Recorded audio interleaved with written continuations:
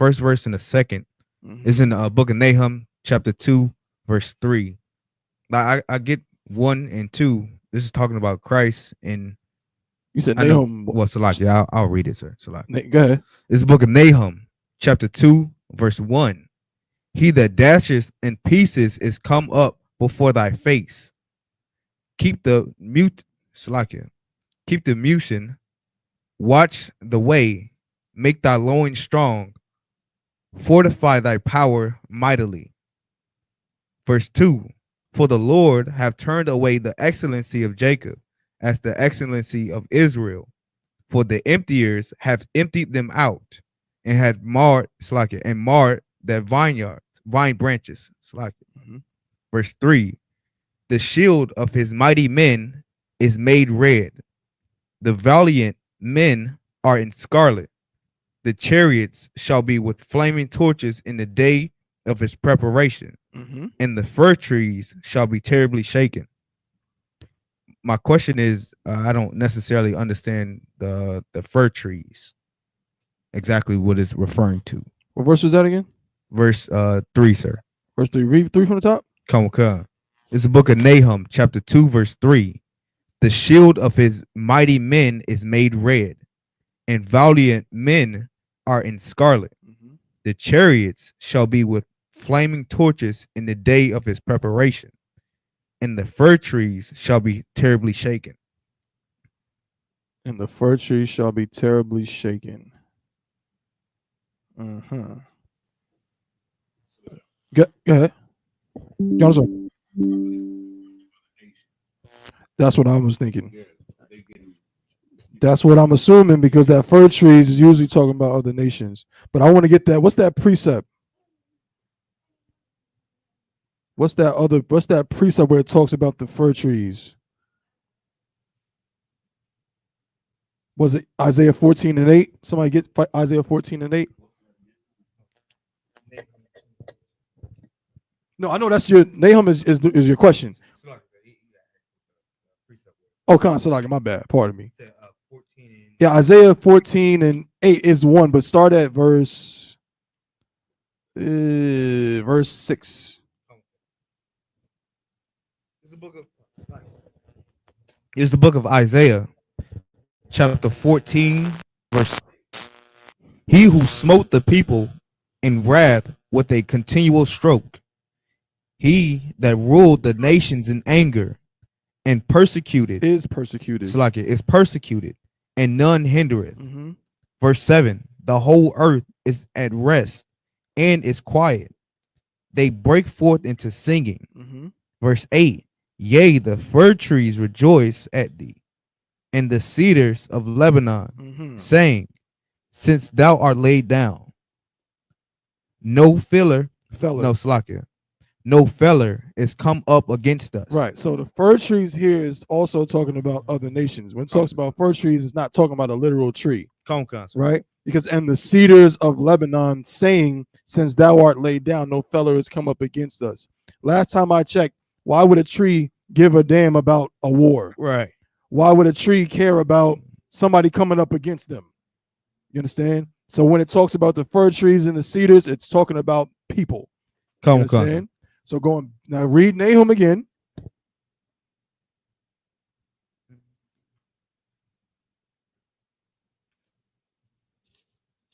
And then we'll get the other precept about the ones in the garden too. Come, sir. It's the book of Nahum, chapter 2, verse 3. The shield of his mighty men is made red. The valiant men are in scarlet. The chariots shall be with flaming torches in the day of his preparation. And the fir trees shall be terribly shaken. Verse 4. Come, verse 4. The chariots shall rage in the streets. They shall justle one against another in the broad ways, and shall sing like torches. They shall run like the lightning. Right. This is just talking. The fir trees here is referring to the other nations being shaken by what's going on. Come. You know what I'm saying? It's talking about these other nations, you know what I'm saying, getting the Most High's wrath at this time. You know what I'm saying? The shield of his mighty men is made red. The valiant men are in scarlet. Why are they red? Go ahead, Yanazar. Salaki. Because they're getting slain. Because they're getting slain. Their shields are scarlet. Their shields are made red, and the valiant men are in scarlet because there's blood everywhere. You understand?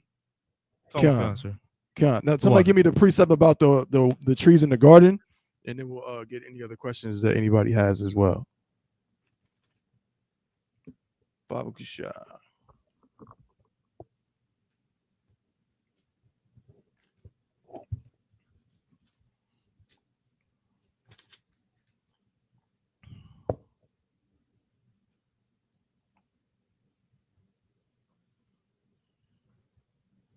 You looking for the one in Ezekiel, or are you looking for the ones in Genesis? Genesis. Probably both.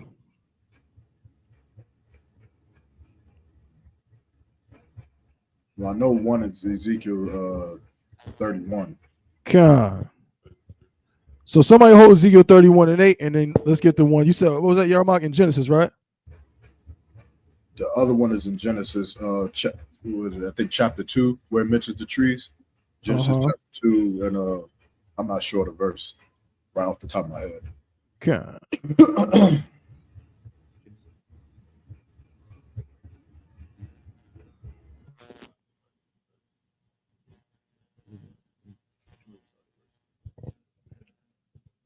No sweat, no sweat. We might just need the one in Ezekiel.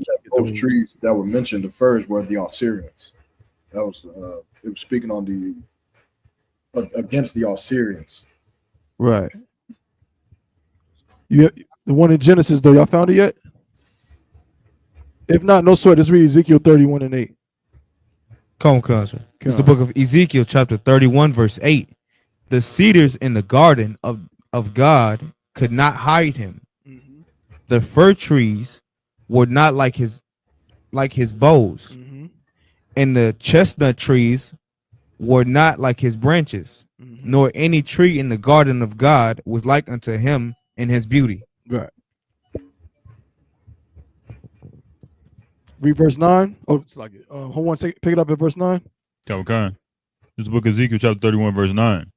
I have made him fair by the multitude of his branches. Matter of fact, Salakia, jump to verse 3, because that's what makes it plain. That's what Yarmak was talking about. Verse 3. I got you.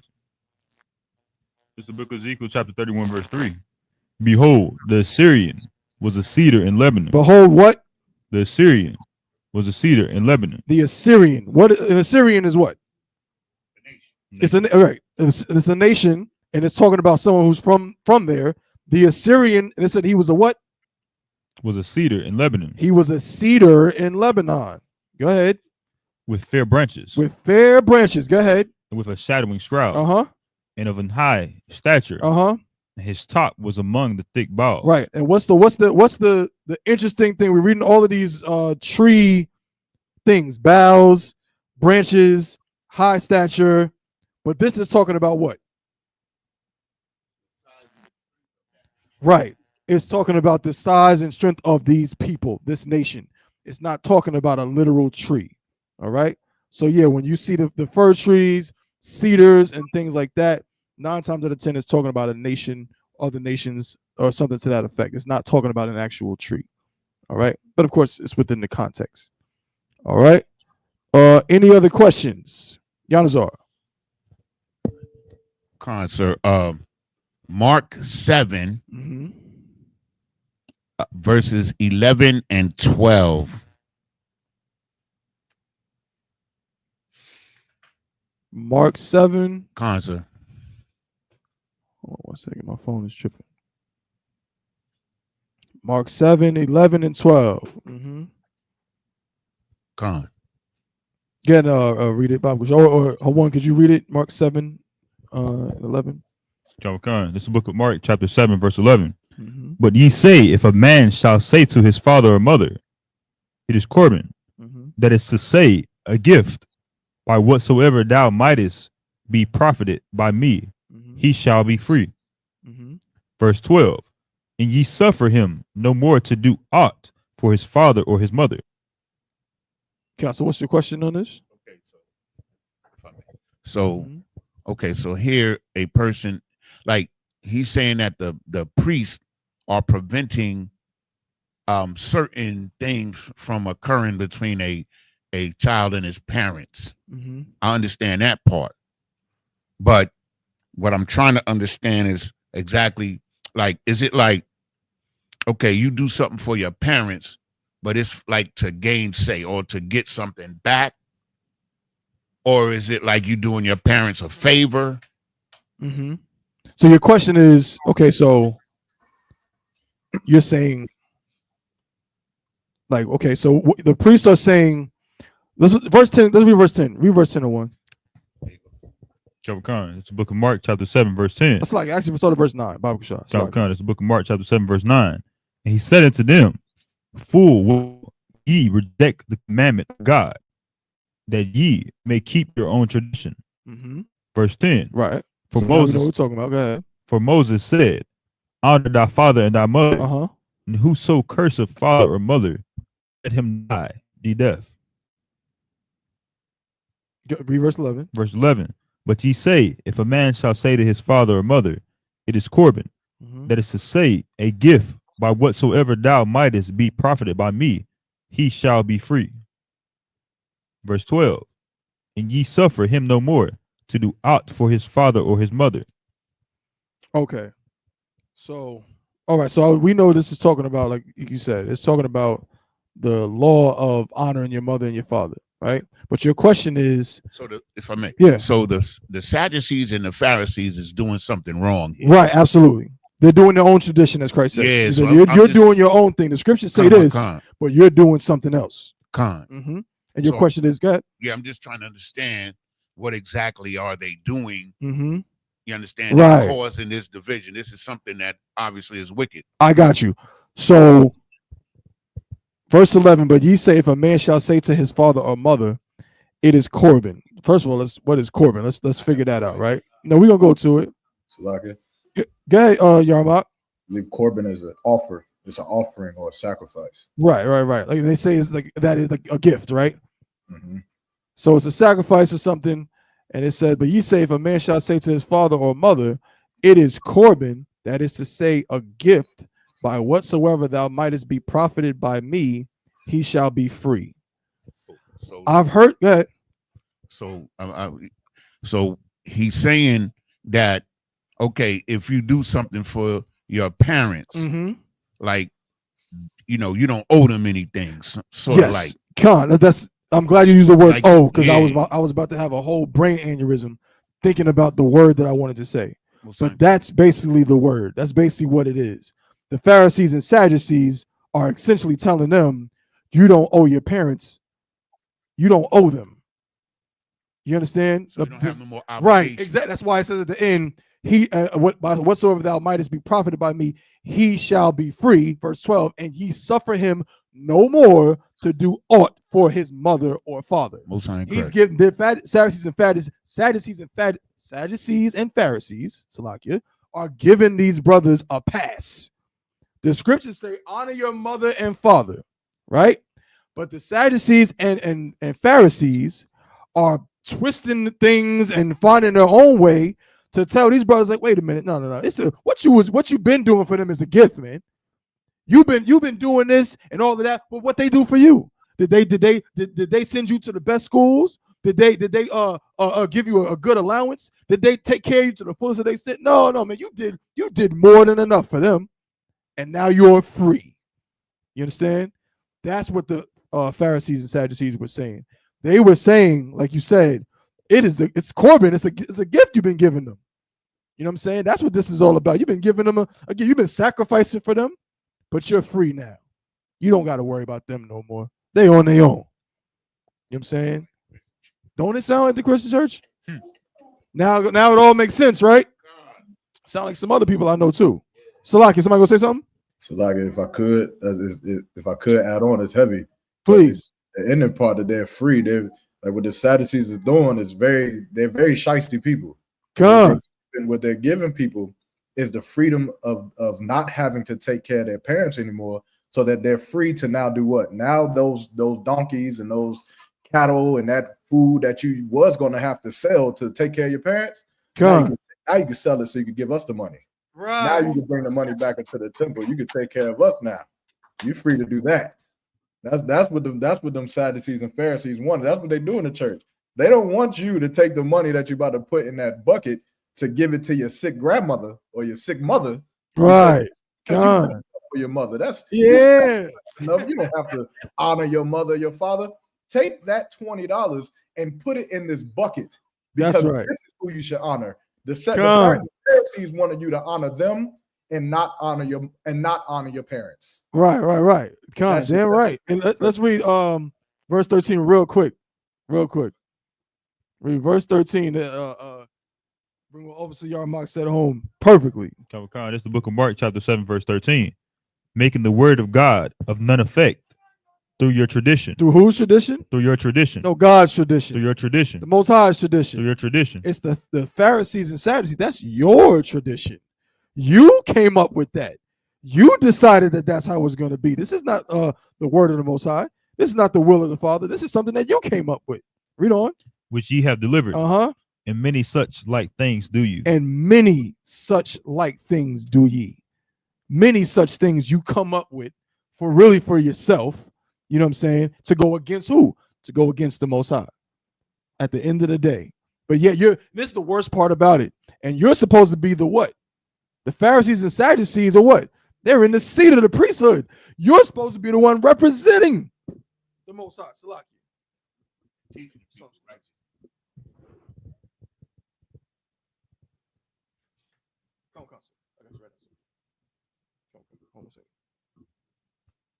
Bear with me.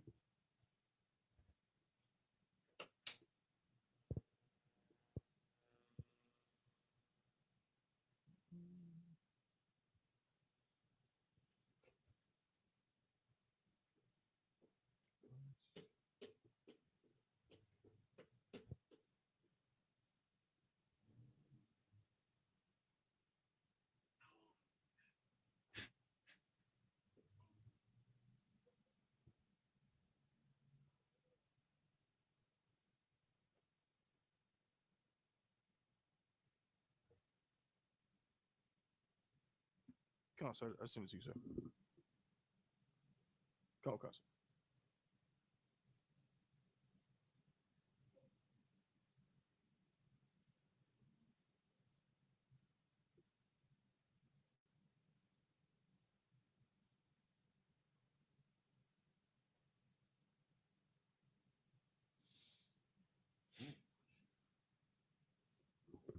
So you got it?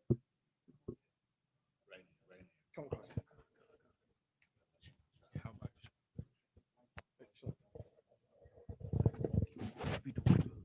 Salakia. And with that, I'm going to pass the class over to priest and captain of 13,000, Nayathaq Banyami. Shalom. Shalom, warriors. Shalom, Aquatia. Shalom. How you all doing? Shalom, sir. Good? All right, where we at? All right, I know I have some precepts to go over here. All right. Any questions before I start? Salaki. Come on. You got it. I would say you had one question online. Mm-hmm. This is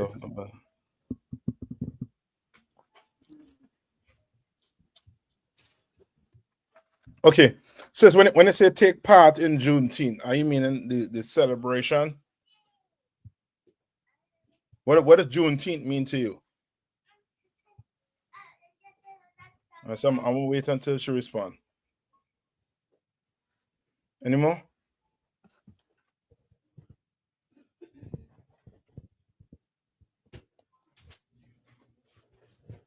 All right. Let's go to Proverbs 22:1. Let's start there. All right. Reputation. How important is your reputation in here?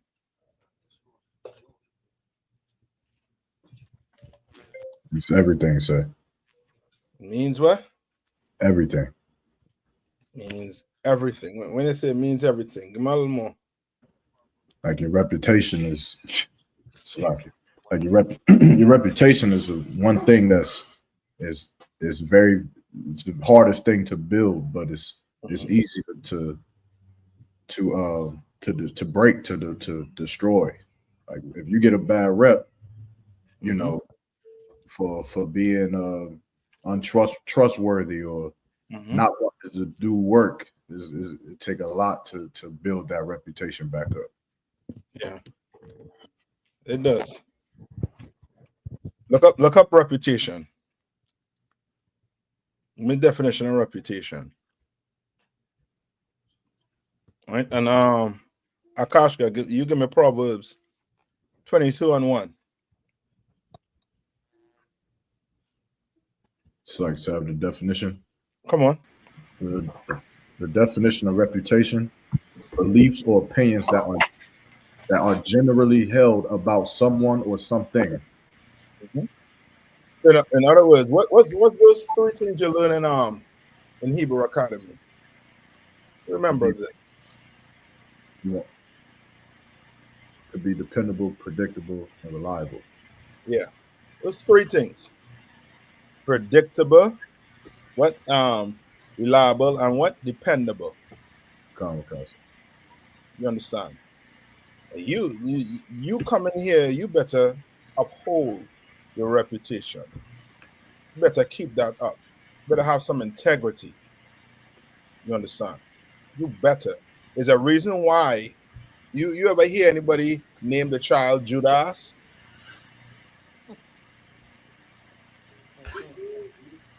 No, you never. Why? Because of the reputation. You ever hear a woman naming her daughter Jezebel? Wow. Those are 2 names, you know what I mean, you will never hear being reused on the earth. Salaki, sir. Come on. If I could, I'm not going against what you're saying, but I did go to elementary school with a black kid named Esau. Well, I did. Salaki. No, I understand. I understand that one. Yeah, it's random, it's rare, but I know what you're saying, sir. Salaki. Yeah, I'm talking about Judas. You ever hear anybody name the child Judas? I have never heard of a kid named Judas, sir. Salaki. No, I haven't. Salaki. Yeah. So like I worked with a guy named Judas, but to be honest, everybody treated him like Judas, if that make any sense. Like they treated him like he was a thief. They treated him like a criminal, but his name was Judas. Light-skinned dude, long braids. Like I said, but that's an awkward name to have. So I understand what you're saying. But like I said, that name preceded him. Like when they were like, "Oh yeah, Judas over here," it was like, "I'm gonna go the other way," and so on. But yeah. So like, just your reputation. You don't want to have that stain. You understand? Come on. If I could I ask? Now, this is something I've heard, but I'm gonna ask you. You know, if in a way, does reputation how can I put it? This is what I heard that was said. I'll just say it like that. Sometimes reputation supersedes, is more important than rank. They weren't saying like you can tell a person what to do that outranks you because you have a good rep, but they were saying rank. They were pretty much saying rank come and go. Yeah, but reputation is. Yes, that is something you want to have in here. You have a reputation here. You have that reputation in here. Rank is going to come. It's going to come. Remember, what is rank for? What's rank for? Order. Yeah, it's for order. You understand? Rank is for order. At the end of the day, we all brothers. You understand? At the end of the day, I can't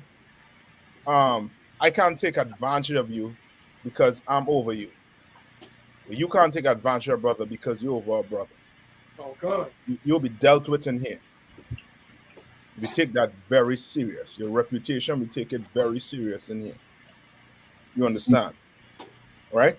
What's his name? Akashka. Come on. This is the book of Proverbs, chapter 22 and verse 1. A good name is rather to be chosen than great riches. You understand? Like meaning what?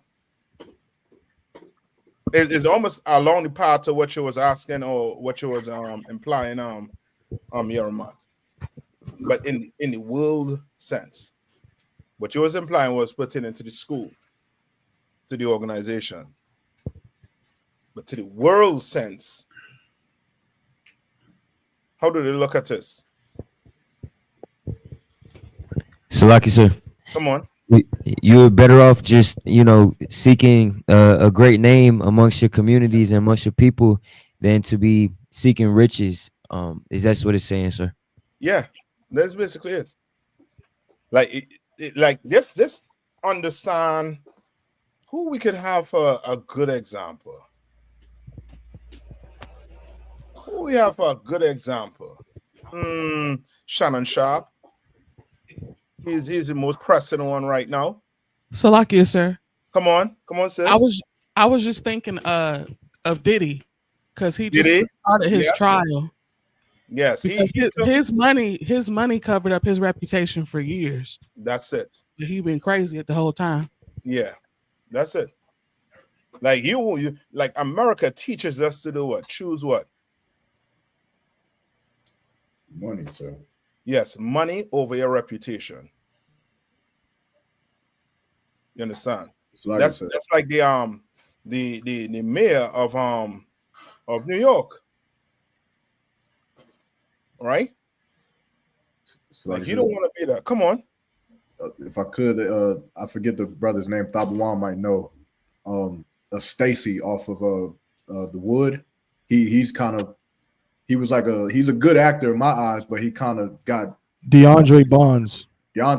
He kind of got messed up because he did a scene in a movie where in the movie, even though he didn't do anything actually homosexual, but he was on his knees, having to do something nasty to a man, and he breaks it down to where like in the scene it looks like he's close on the dude, but in real life he's like 10 feet away from him. But he said even that destroyed him, and it messed him up to where he couldn't continue his career like how he probably should have. Yeah, and you don't want that, because you come in here and you get a bad name, a bad rep arc. It's you gonna have to work. I'm not saying you can't get that stain off of you, but remember, when you walk through them doors to come into the Israelite School of Universal Practical Knowledge, what were you coming in here to do? To do what? Lucky, sir. Come on. To shed yourself with the world. Yes, but give me it on topic. What you coming in? What you came in here to do? So like you, sir. Sir, the Most High. Yes, on topic, to get a brand new reputation. Come on. You understand? That's what you came in here to do. That's why your name is no longer whoever they used to call you in the world. You are Hawan. You understand? So now you're not that person. You become somebody brand new. You become somebody. You basically start over with a what? With a new rep. Come. Building that rep. You're building it. You come in as a trooper. Then you become a what? Officer 50. Then you start moving up, and you keep them reputation. That reputation, and it starts to what? Grow. You start to get what do we call it in here? You start to get what? Season, sir. Yes, season. You understand? With that reputation, start to get seasoned, and then before you know it, you will be a what? Starts with a P. A pillar in this truth. You understand? A pillar. Right? And you want to work your way up there. You don't want to be the person to come in here, change, and then do what? Go back, sir. Yeah. You go back to being whoever he is. You don't want that. You don't want that reputation, because now you're going to have to work to get it back. Work. You could get it back. You can. get it back. But you're going to have to work to get it back. You understand? All right? Any more on that? What verse you at right now? So still the latter part of the first verse. Go ahead, read on. Proverbs chapter 22 and the second part of verse number 1. Uh-huh. And loving favor rather than silver and gold. You understand? Like, you're going to have to do what? You're going to have to be, one, you got to be Nayathaq. You got to be Kiad 1. You got to be I.S.U.P.K. You're going to have to beat them men above what? Gold and silver. You can't be like a councilman who say one thing to get voted in. And then once to get voted in and the money start coming, you're switching up your whole game. You can't do that. You got to be one way. And that's what? One West. You understand? Right? Right? That was it on 22, right? Sir. Right? Give me Ecclesiasticus 39 and 1. Me Ecclesiasticus 39 and 1. The Rashi there? Come on, sir. I Go got ahead. you. Yeah, that's one for me. It's the book of Ecclesiastes, chapter 39, verse 1. Mm-hmm. But he that hold giveth... on. Hold on, eh? One arm thing. I think Sister Siona just answer a question, right? So here, okay. Right? Okay. It's okay. Who gave you Juneteenth? Where did Juneteenth? Who know the history on Juneteenth? Who can look it up quick? Salaki, sir. Come on. Juneteenth is basically the celebration because when the Emancipation Proclamation was given and the slaves was free, some of the brothers in the Deep South, particularly Texas, they didn't get the word till almost a year later. So then they began to celebrate because now they knew that they were free. Right. And we all know that that's a game the oppressor played on us. We're not free. We're still in captivity. Blacks, Hispanics, and First Nation people. We're not free. It only seems as if you're free. Then ask yourself why you need a birth paper. Why you need a marriage license. Why you need a visa. Why you need these things if you're free. Free men don't need these things. You know, the small hats on them, they don't need no visa to go anywhere. They go wherever they feel like, whenever they feel like. You understand? Right? And Juneteenth was given by whom? The oppressor, sir. I'll take the oppressor, which means what? It did not come from who? Us. The Lord, Salaki. Yeah, that's it. That's what you want. It did not come from the Lord. And whatsoever it is that did not come from the Lord, you want to pay particular attention to it. In other words, you do not want to celebrate it. You don't. You know what I mean? You might see brothers at it, but we doing what? We actually what? We see us at a Juneteenth, we are doing what? Right, sir. Somebody said it. Work. Yeah, we working. we know Juneteenth is where's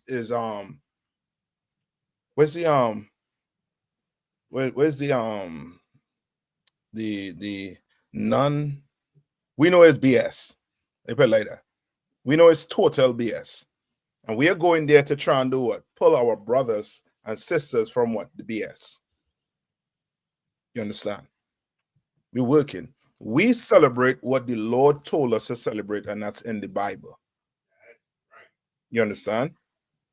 These days, all these other days, Juneteenth, July 4th, Halloween, Valentine's Day, all these Christmas, all these holidays that were created by man, we don't celebrate. You understand? Sir. All right. So like, come on. Also, the sister was asking about like Cinco de Mayo, like those days that's kind of celebrating the, you know, them overcoming the French or the Haitians rebelling against the French. Those days, though they shouldn't be celebrated as holidays, would it be wrong to go to the bar and fish? No. What you just said, just answer the question. If you're going there to fish, then you're going there to fish. But if you know you're going there to have a drink and say, yeah, Salaki, you know, yeah, I mean, you fully in the spirit of Cinco de Mayo. Yeah, I mean, and the Lord hates it. Give me the scripture. I think it's Amos 5 and 21. Right? Because what day we don't celebrate? And it was our actual freedom. The Passover. Yeah. Yeah, them people that Cinco de Mayo on Juneteenth, they know that Passover. When the Lord destroy the Africans, like literally give you freedom. That's freedom. Your enemy was at the bottom of the Red Sea, when the Lord finished with them. That's actual freedom. So, like I said, I have that scripture when you're ready. Come on. Amos chapter 5 and verse 21. I despise your feast days. Right. The Lord saying, I hate. I hate. You, for you Christians, hate is not in the Bible. The Lord don't hate. When the Lord vomiting on that pork you eating, all that, you know what I mean? You know what I mean? All the abomination, all those holidays you're celebrating, the Lord his back is turned to you. That's why somebody getting unalive at every family reunion on July 4th. You understand? Because the Lord back is turned. He's not with that. Read on.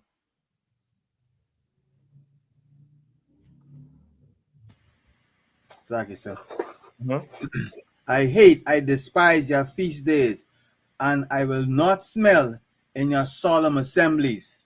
Right? The Lord don't want to smell that food you're cooking, because he knows it's nasty. That disgusting pig, you know, that oink oink, or them crab legs, or them shrimps. I mean, somehow we, you know what I mean, you can't buy a cow, you gotta buy the pig. But he don't want to smell it.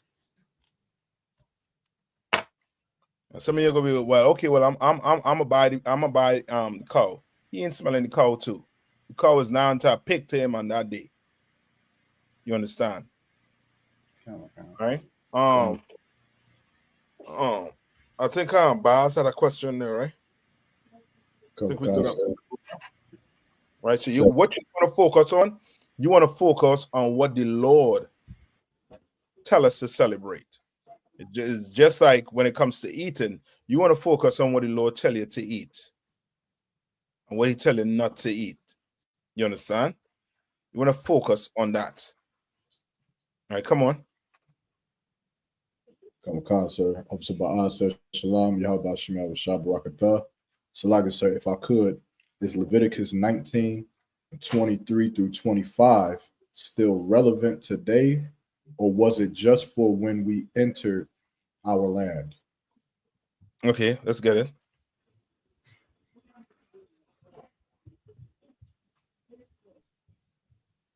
Let's get it. Let's pull it. Pull it and see. I could give you a short answer. Salaki, sir, I got it. Come on. This is the book of Leviticus, chapter 19, starting at verse 23. And when ye shall come into the land, Mhm. and shall have planted all manner of trees for food, then ye shall count the fruit thereof as uncircumcised. 3 years shall it be as uncircumcised unto you. It shall not be eaten of. That's Verse- it. Verse 25. There's verse 24. I was at 23. Want me to just read the 25? Yeah, read 24. Come on. But in the 4th year, all the fruit thereof shall be holy to praise the Lord withal. Verse 25. And in the 5th year shall ye eat of the fruit thereof, that it may yield unto you the increase thereof. Right. So this is it. Read verse that verse 24. I went to verse 25. Okay. What basically it sounds like this has to do with us planting, right? Which is, I mean, husbandry, right? Has to deal with that. Now, okay. The short answer is this Bible, how to put it? This Bible that you're reading, it's relevant 2,000 years ago, just like it's relevant to what? To today. You understand? Right? Now, do we still sacrifice? Awesome. Sure no. Con. Do we? Nah, sir. But so like unless you mean sacrifice ourselves. That's exactly what I'm talking about. So, it's relevant, just like it's relevant to what? Today. Remember, Christ said what? What Christ said in the New Testament? The what? The laws are what? Not done away with? Yeah. You're the sacrifice now. Right? Christ was the ultimate sacrifice. Christ was what? The lamb that was brought before your time and was slain. You understand? Slacky, sir. Come on. May bring a precept. Come on. Sacrifice. Romans chapter 12, verse 1. I beseech you, therefore, brethren, by the mercies of God, that ye present your bodies a living sacrifice, holy, acceptable unto God, which is your reasonable service.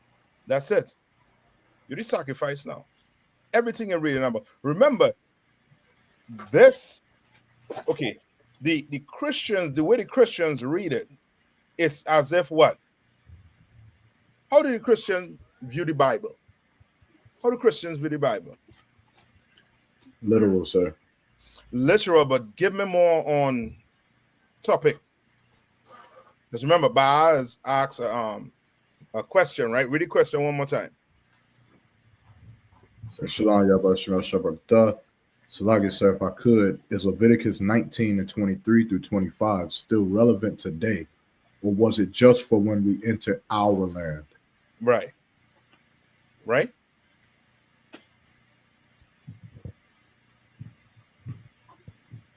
So like I said, come on. Like Christians view the Bible like this is like a fairy tale book. Like this isn't laws for us to do today, right now.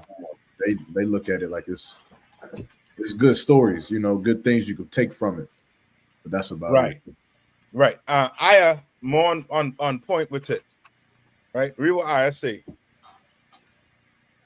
They think the Old Testament is in the past and the New Testament is relevant for today. Right. But they don't take the New Testament relevant for today because they say what? You still following all them what? All them laws? You still? To them, the Old Testament is, that gone, dead and gone. You know what I mean? To them, the Bible is basically a book of the dead. And they just take what? Good stories that's relevant to their life. Stories that sound good to them. and have what they call a sermon. And they go about their life. Right? And that's right, sis. They don't take the Bible serious. They do not. They don't. Right? Now, so it's relevant today. Right? Remember, whatever land you went in, you have to do what? Whatever land you went in, you have to do what? What you have to do? Huh? Prepare it. No, I want it on the whole. Like bro. Sluggish. Come on. Trinidad? Yeah, so like I say, if I may keep the laws according to how Moses give us it. Yeah. If you put on a suit and go out in space, you got to keep the law. You're on the moon, you have to keep the law. Wherever you go, you're gonna have to keep the law.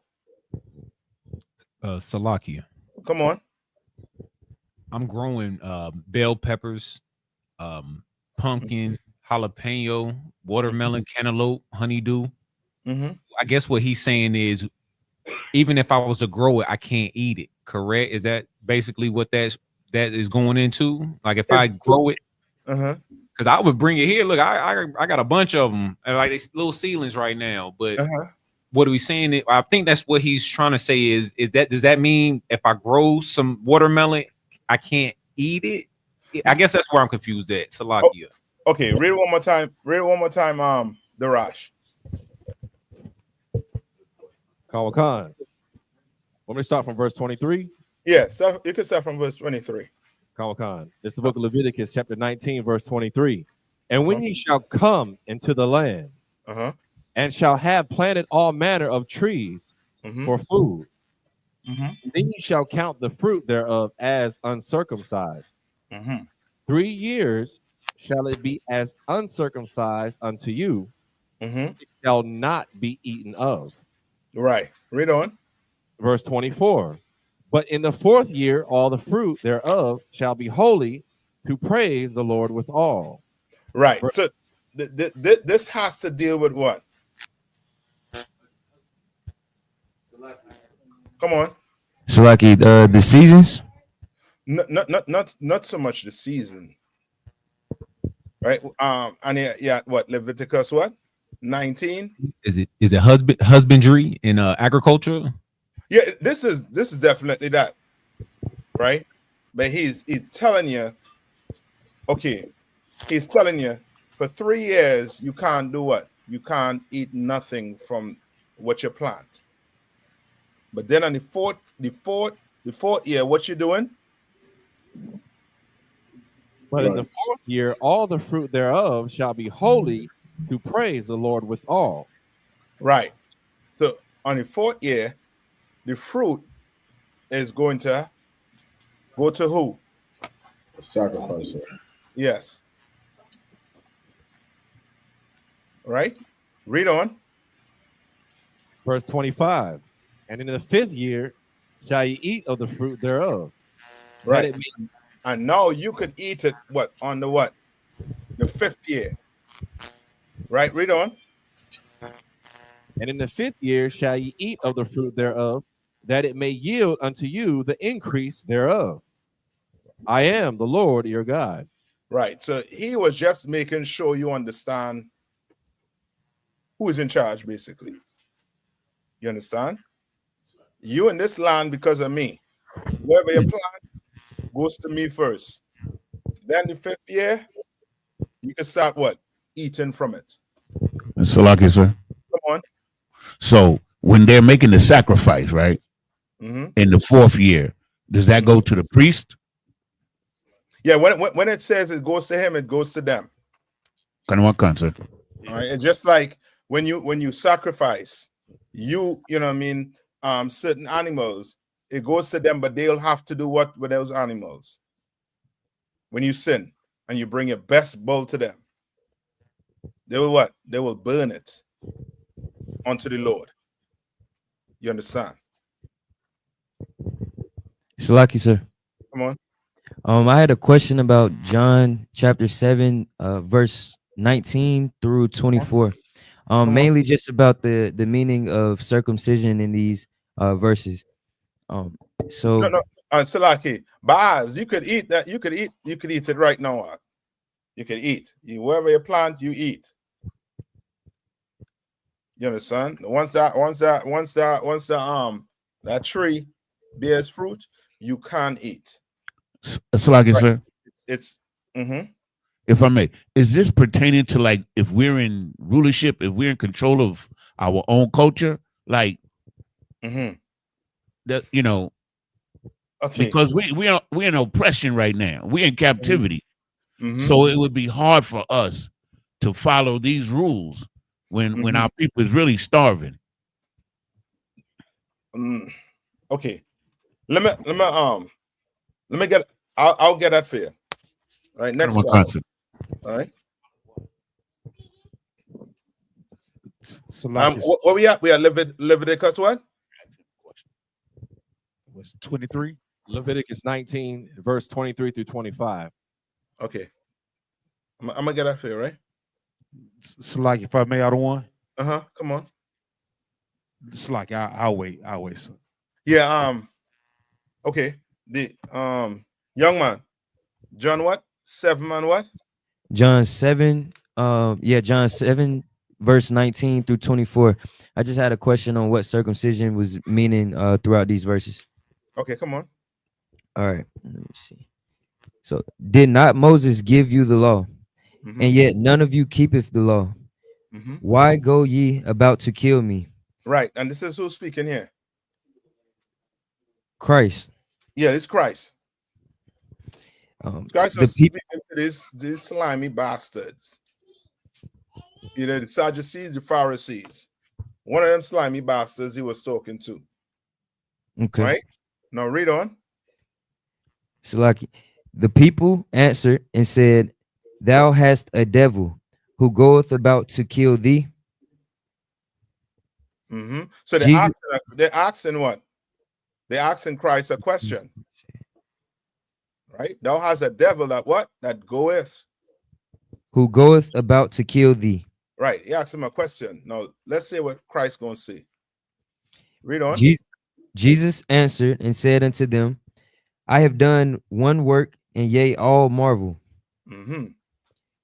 Moses therefore gave unto you circumcision, not because it is of Moses, but of the fathers.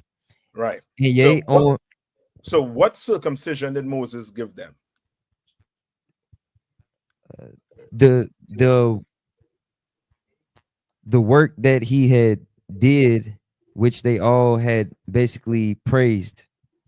No, correct? Okay. No. What circumcision did Moses give them? Meaning give the children of Israel. It's like what's the physical sacrifice, sir? No, circumcision. Yeah, it's like it. Physical circumcision. Yes. Come on. So like in flesh. Come on. So in this standpoint, like right here, like what exactly does circumcision mean? That circumcision is the circumcision in the flesh. That's what Christ's talking about. That's what Moses gave them. Right here. So like I said, come on. If I could, so like, I think he asked like the circumcision of their rod, like. Oh, okay. Yes, that is exactly what. It's like the definition in this instance right here, like the literal definition of circumcision right here. Yeah, it's the circumcision of your rod.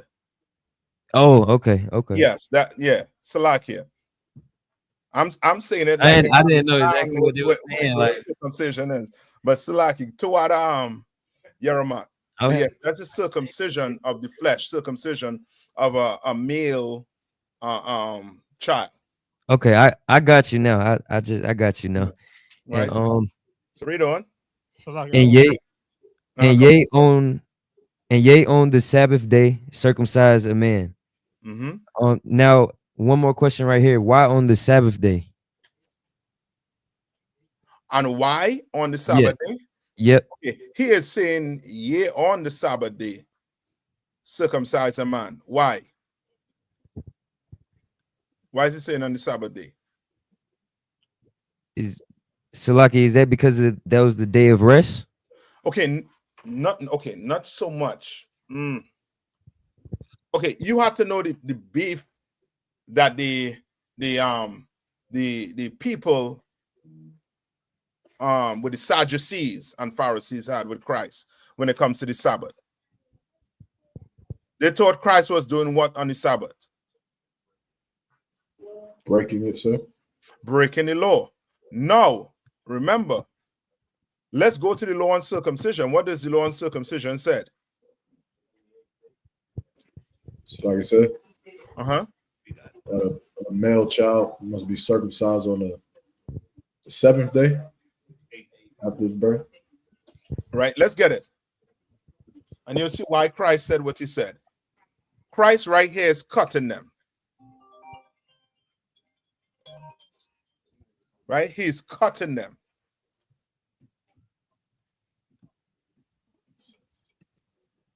So like the other one.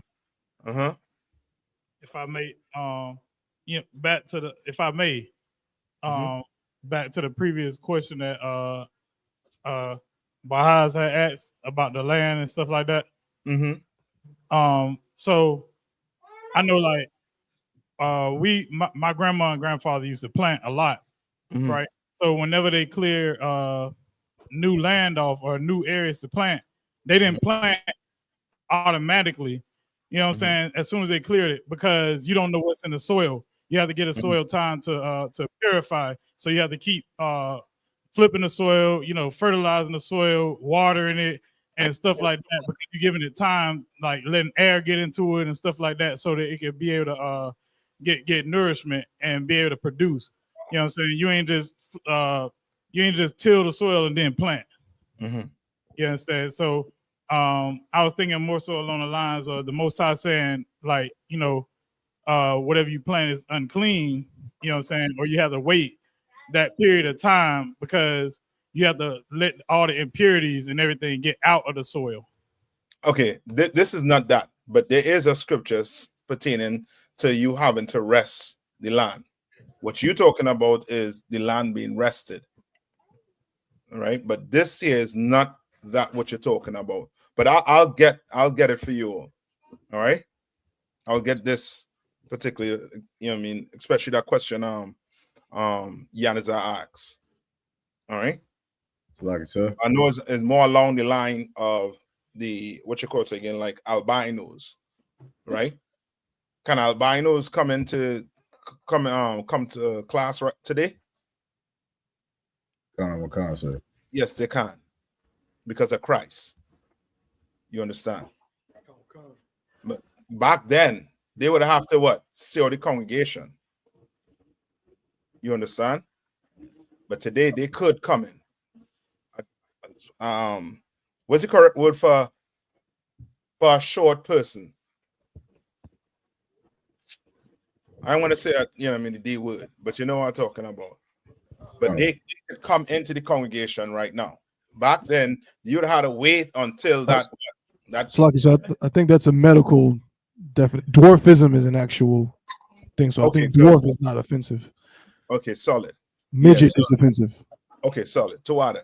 So yeah, those dwarfs, right, could come to class right now. But back then, they couldn't. And this is because of Christ. Because of Christ, brothers who now have heathen mothers, they could come in right now. You understand? But back then, you'd have to wait generations for that to come out.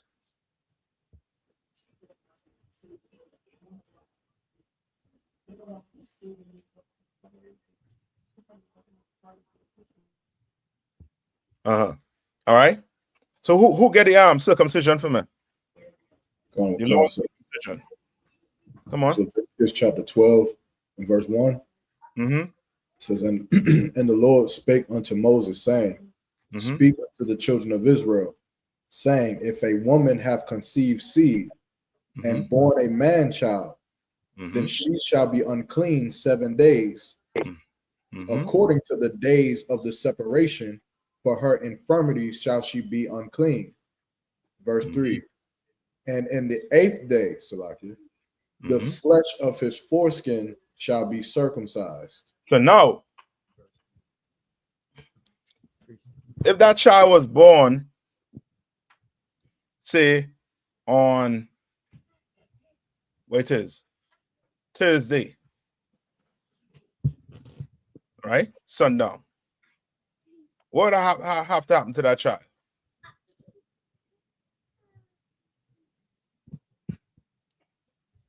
Salakia, sir. According to our calendar. Our calendar, when is the Sabbath? Sundown Friday night. To sundown what? Saturday. All right? That child was born on Thursday. On the 8th day will mean that what? That child had to get circumcised when? On the Sabbath day. Yes. Right? So now Christ is doing what? Cutting them. So now let's go back to John 7, and you can read 20, start at 22, and then we go to 23. Slaki.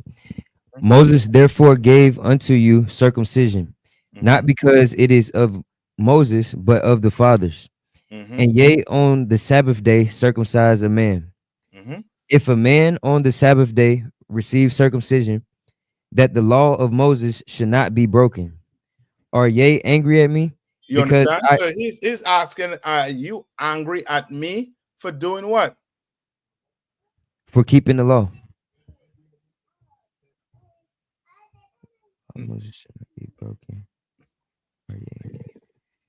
Because I have made a man every whit whole on the Sabbath day. Now you gotta give me.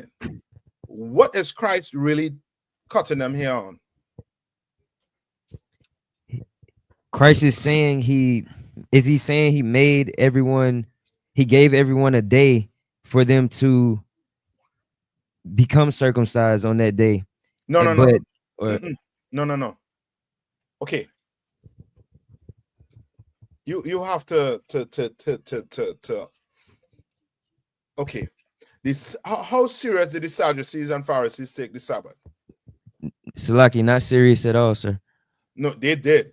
They did. Took it very serious. They took it very serious. You found doing something, you liable to get stoned. Like it, sir. Come on. They took it like the Jewish man take it today. You can't even turn on a light switch. Basically. You understand? They took it very serious. And now Christ is cutting them, because to do the circumcision, you have to what? Cut the flesh of that baby, which means it's what? It's work. It's work they have to do. So you saying, so Christ is saying what? Read verse 23 again.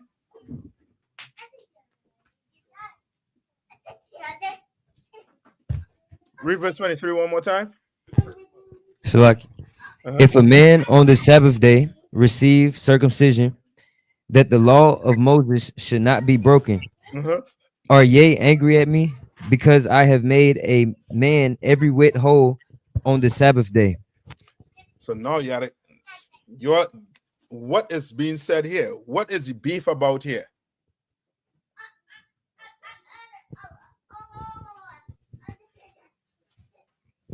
So like I said, come on. Is it because Christ was teaching?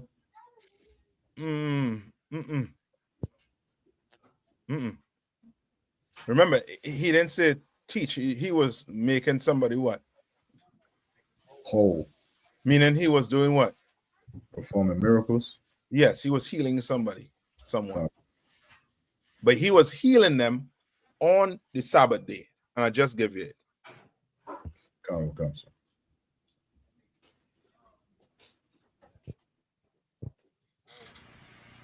Anybody? Silake, so I may. So he was saying the fact that if Moses' law allow you to circumcise on the eighth day, which could be the Sabbath, And you actually did work. How are they accusing him for actually not doing work on the Sabbath when he didn't physically do nothing? He just performed a miracle. He did something. Yeah, but I mean, yeah, he did it. He did something, but it wasn't as work like they actually worked on the Sabbath. And no, okay. You don't want to get caught up with that because they both work. Both work. What you have? Come on, sir. Christ basically that tell them say by them own, you know what I mean? By them own standard, them are do work too. You That's know what I mean? it. So if him do his work, with them do our work. So that is it. He was basically calling them hypocrites. You understand?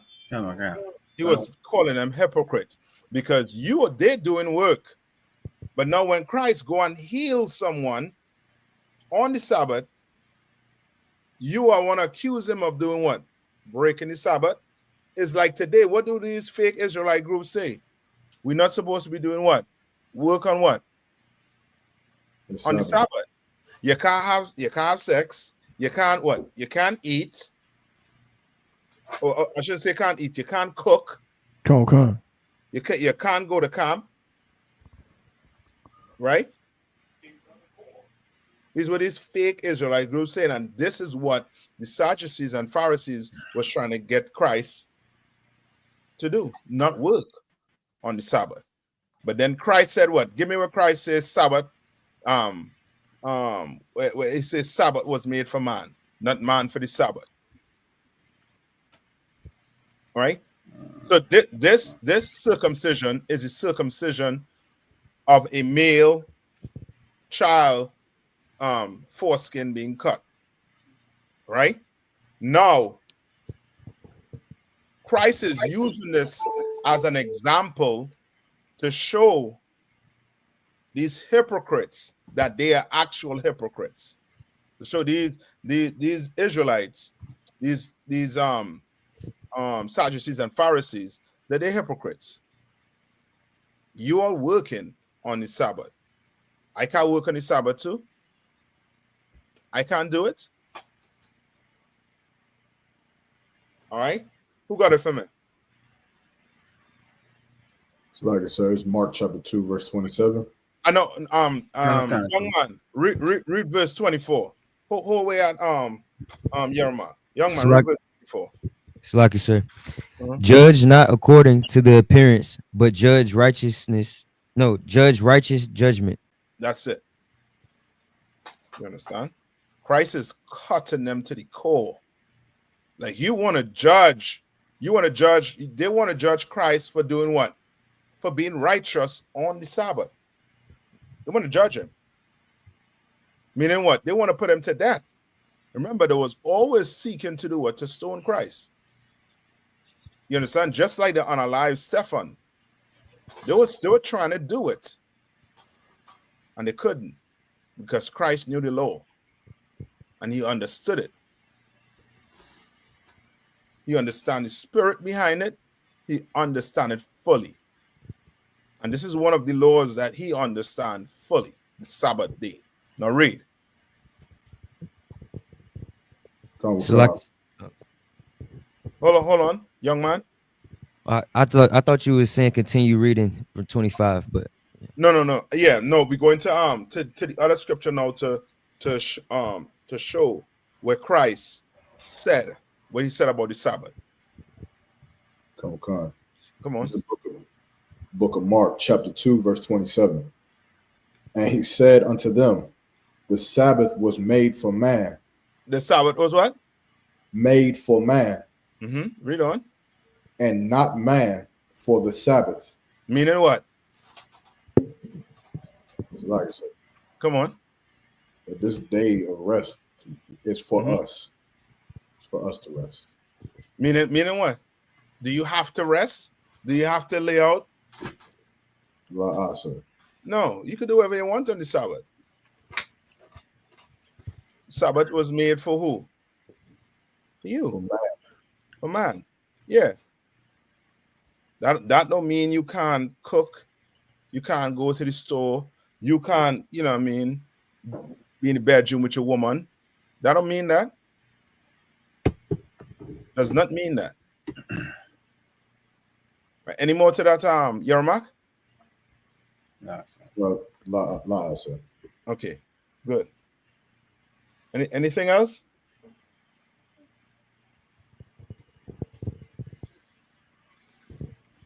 If not, let's go to Ecclesiasticus 41 and 11.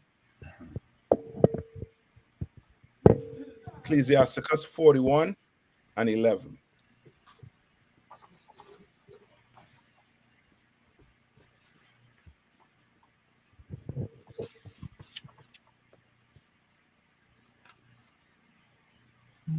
This is the book of Ecclesiastes, chapter 41, verse 11. The mourning of men is about their bodies, but an ill name of sinners shall be blotted. Right? What is that saying?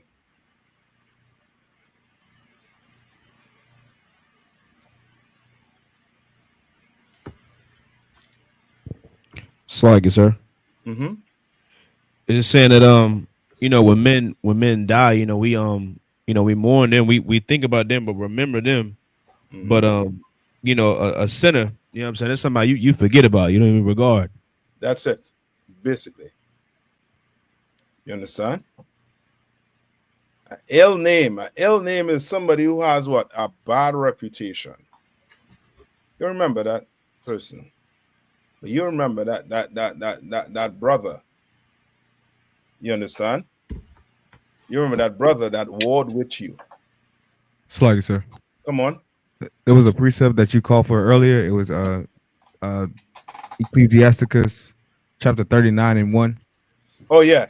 Come on. Okay. This is the book of Ecclesiasticus, chapter 39, verse 1. No, hold on. Hold on. Silaki. Who was reading 11? Who just read it? I was, sir. Read verse 12. Comic-Con. Verse 12. Have regard to thy name, for that shall continue with thee above 1,000 great treasures of gold. You understand? Have regard to your name, man. You don't be on the internet talking against this truth, speaking ill against this truth. Man or woman, you don't be on the internet doing these things. You understand? You don't want to do that. You don't want to be in here and somebody, always have to take you to counsel because you don't, your integrity is, is about this much. Your morals are about this much.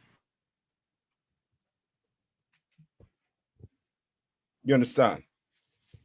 You want to have regard for your name. You understand? It have protocols in the school.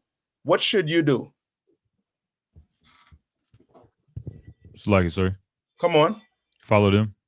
Follow them. Let's follow them. You understand? Just follow it.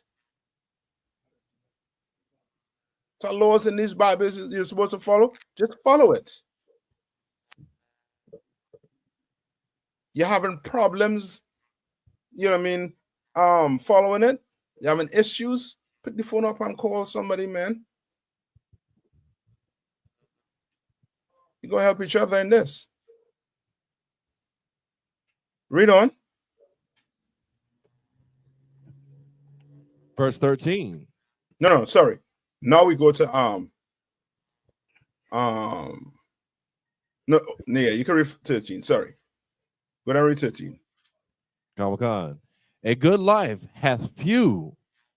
Salakia, a good life hath but few days. Right, a good life have but few days. You're here for a short time, Anakwa.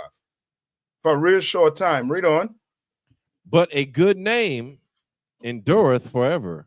You want them, when you pass one act, you want to have what? What you want to have? You want to have, come on. I was going to say a good reputation, sir. Yeah, but what you want when you pass on, you want kids to be called Nayathaq.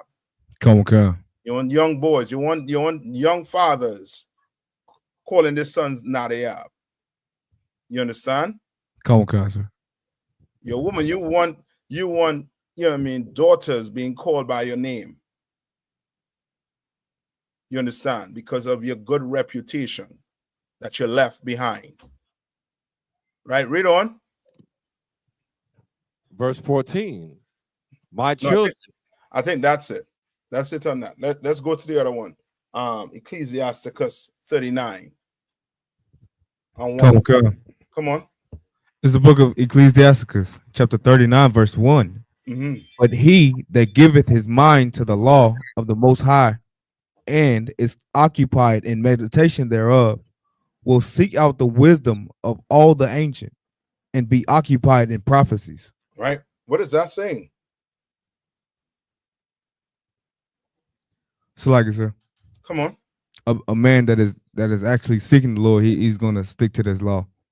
His mind going to be what? Occupied with it. Come on, sir. You understand? When you first walk in that door, you didn't know eating pork was a sin, but you learned. And you start doing what you start learning, what to do, what not to do. And you start seeking more and more. And you start doing what? Behaving like who? Like Moses. Like all the men of the past, like Christ behaved. You understand? You start occupying your mind with what? With this Bible, with this truth. Right? Read on. Come on. Verse 2. He will keep the sayings of the renowned men. And where subtle parables are, he will be there also. Yeah, you'll be in class. You'll be in class learning these parables Christ spoke about. You're learning things a Christian spend 30 years in the Christian church and not even, he don't even know the parable. With that parable of the prodigal son. You ask any Christian about that parable, they do not know what that means. They have no clue what it means. But you do. You do because you're in class. You in the Israelite School of Universal Practical Knowledge. That's right. Read. Come, verse 3. He will seek out the secrets of the grave sentences and the conversant Salakia in dark parables. Right? He'll be able to what? Break down these dark parables for you. Be able to break these parables for you. The Christian church say what? Christ loved everybody. But when you read Luke, Matthew, these books, you clearly see what? Christ don't love everybody. Christ loves his people. And then there's people of his people he don't even want to hear. He don't want them to understand these dark parables. Read on. Come, verse 4. He shall serve among great men and appear before princes. Like these generals, like Commander YAHANNA, and these generals and these captains and these officers, these troopers, you're going to be what? You're going to do what? Salakia. He shall serve among great men and appear before princes. Yes. Read on. He will travel through strange countries. For he hath tried the good and the evil among men. You understand? Like you'll be going to different cities. You'll be going to different countries. And you'll be seeking what? Righteous men. You'll be seeking them out. You're going to be trying the good and the evil among men. And you're going to take the one that's what? That is righteous. You understand? Read. Come on, verse 5. He will give his heart to resort early to the Lord that made him. And will pray before the Most High, and will open his mouth in prayer and make supplication for his sins. You understand? This is somebody who is doing what? This brother here is doing what? He's seeking a what? What is this brother seeking here? From verse 1. What is he seeking? Slug it, sir. Come on. Is it righteousness? Salaki, I say no. Salaki, Come on. Yes, sir. A good name, sir. Good reputation. That's it. I thought you was going to say that. Sir. What you was going to say? Oh, so like I was gonna say, he's seeking out wisdom and upholding his reputation. Yes, you correct too. All you are correct, but are looking for that reputation. He is seeking a good reputation. That's what you're looking out for. You understand? You come in here, you're gonna have to do what? You're gonna have to change. You can't come in here Joe Blow and stay as Joe Blow. You understand? You can't come in here like Joe Grind and stay at Joe Grind. That ain't gonna work in here. You understand? Right? Now carry me to Proverbs 20, Proverbs 20 and 11. Proverbs 20 and 11.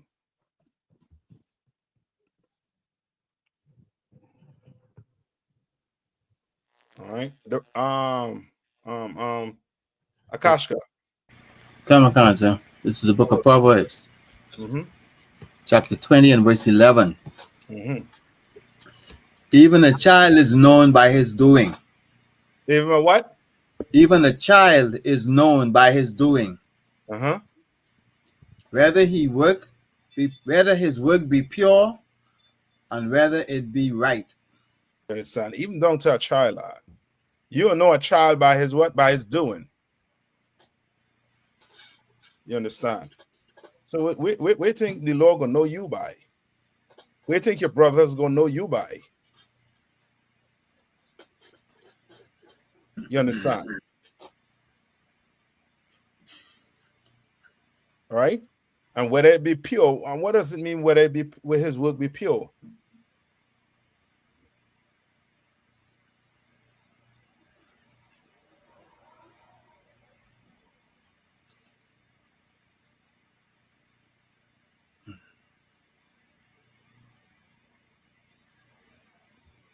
So like I said, I mean. Mm-hmm. Yeah.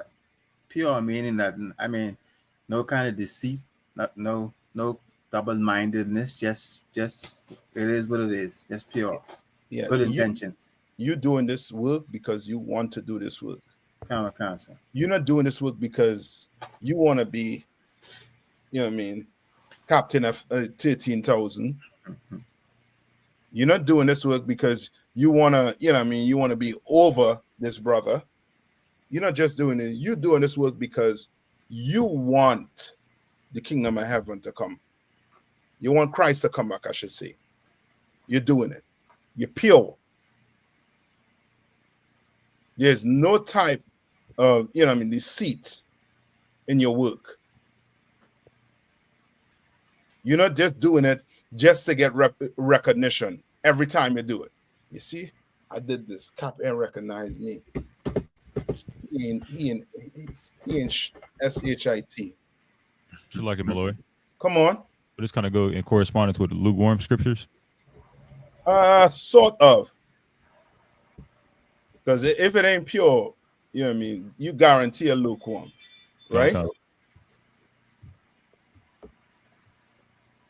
Right? And whether it be what? Right.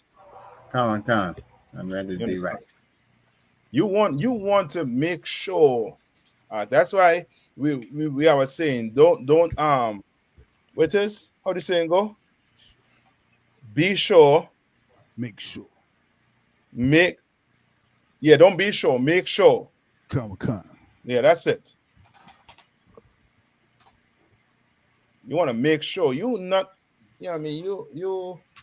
I mean like 90, 80%. No, you want to be 100%. So pick the phone up and give up. You know what I mean? Call. Make that call. Don't hesitate. Go to Proverbs 3. and 3.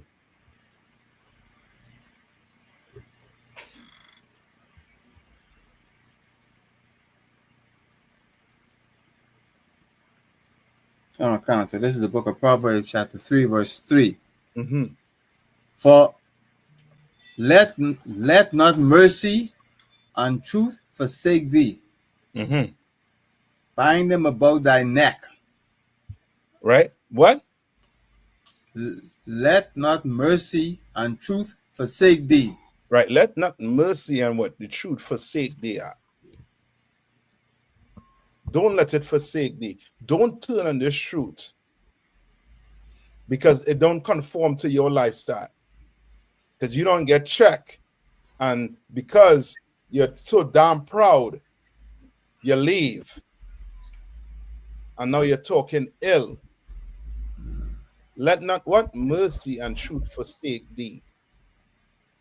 What's the mercy?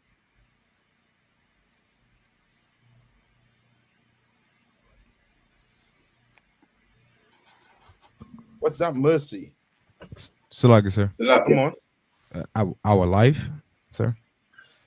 Give me a little more. Salakia, sir. Forgive me, brother. Forgiveness.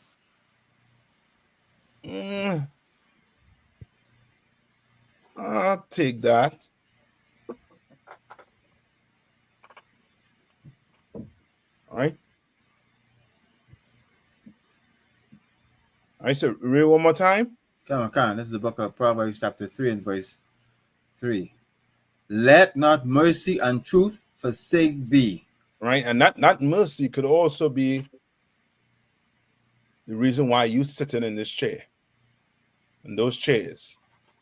And where that mercy come from? The Lord, sir. The Lord. He had mercy on us. So we what? We sitting in these chairs. So like, sir. Come on. So like I was gonna say, you know, like the Most High showed us mercy, you know, because with the things we done in our past life, you know what I'm saying? I'm sure all of us, you know, were supposed to be unalive at some point. You know what I'm saying? But the Lord showed us mercy and allowed us to come into this truth. And every time we step in this class and teach these classes or go out there and feed our people or go to camp and teach our people, you understand, we showing that same mercy back because we know that we didn't deserve it. Yes, that's correct. So it's telling you, it's basically telling you, don't let that mercy, leave your heart. Salaki, sir. Come on. Officer Rock. Also, that mercy, I just don't want to forget Yahweh Shah Mashiach is because, you know, the things that were supposed to have been done in our transgression against the law, it was, you know what I'm saying? He was the sacrifice to allow that mercy for us. And so in our hearts, we're supposed to keep Christ in our minds at all times because the things that are so difficult to be in the truth about, you know what I'm saying? Like keeping the laws, wearing dresses or following orders by men above us. Those are inconveniences, but yet there was somebody that was inconvenienced way more than any inconvenience that we could have on this earth, and that was Christ. You understand? If we remember the torture and the damnation and struggle that he went through, that they put him through from the Roman government, what they put him through, and putting him on the cross and belittling this man, the greatest man on earth who never sinned. If we actually put him first, we would minimize all the complaints we have about our selfish life and all our creature comforts and things we don't have on this earth. You know what I'm saying? So I just want to make sure that we keep that in mind. It's from the Most High, but it's through Christ that we get this mercy. Salakia, sir. That's right. That's right. Salakia, sir. Come on, sis.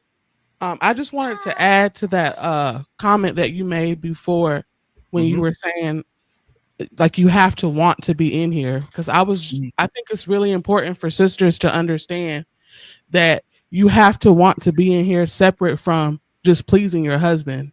You have to want to do the work. You have to want to be sisterly, see what you can do for the brothers, because a lot of times it's not really proliferated for the sisters to understand that you have your own walk when we're in the school. And if your husband leaves, you stay. So you're not here to just be with your husband. You're here. You have to be here because you want to be here. That's right. So I just think it's really important that you said that. That's right. And that's the pure. That's you being pure about it. You understand? All right. Now read on. Cancer. Bind them about thy neck. Meaning what? Keep it close to you. Keep this truth close to you, Aquath.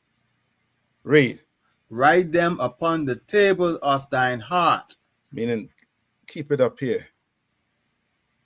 Don't leave out like some, old dirty bastard and then go on the internet and then start to talk ill. Lord is not with that. That's you getting you getting a what? You're going to get a what? By doing that. A bad reputation. Bad reputation. In Ecclesiasticus 10:1.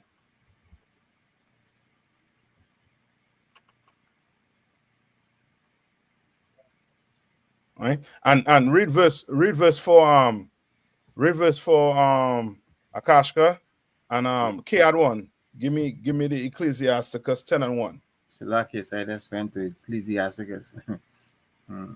Yeah, just shoot back to the we had to get verse 4 in Proverbs.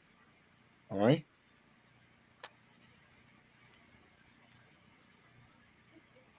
Salakia, sir, I said Ecclesiasticus 10:1. Yeah, Ecclesiasticus 10:1. Mm-hmm. This is the book of. Hold on. After this verse. This is the book of Proverbs, chapter 3 and verse 4. So shall thou find favor and good understanding in the sight of God and man. See what they say first, right? God, then man. You understand? Okay. If it was man, then God, then you would have been what? A man pleaser. You understand? You better, whatever you're doing in here, you better do it to please the Lord. You understand? You better do it to please the Lord. And guess what? You please the Lord, men gonna see. Men are going to see. Right? Now go to Ecclesiasticus, what I call 10:1. This is the book of Ecclesiasticus, chapter 10 and verse 1. A wise judge will instruct his people, and the government of a prudent man is well ordered. Yes. You understand? Like a wise judge will do it, instruct his people.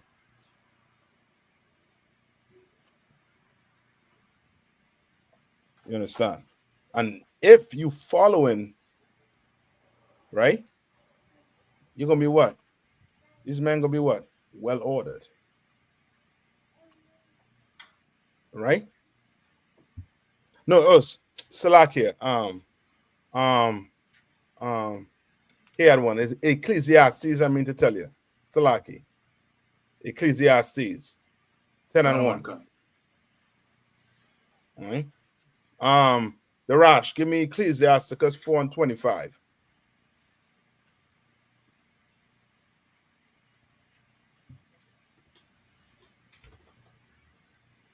Okay. You wanted the Ecclesiasticus first? No, hold on. Give it right there. Ecclesiastes 10:1. Okay. This is the book of Ecclesiastes 10 and verse 1. Mm-hmm. Dead flies cause the ointment of the apothecary to send forth a stinking savor. What does that mean? So, what does that mean?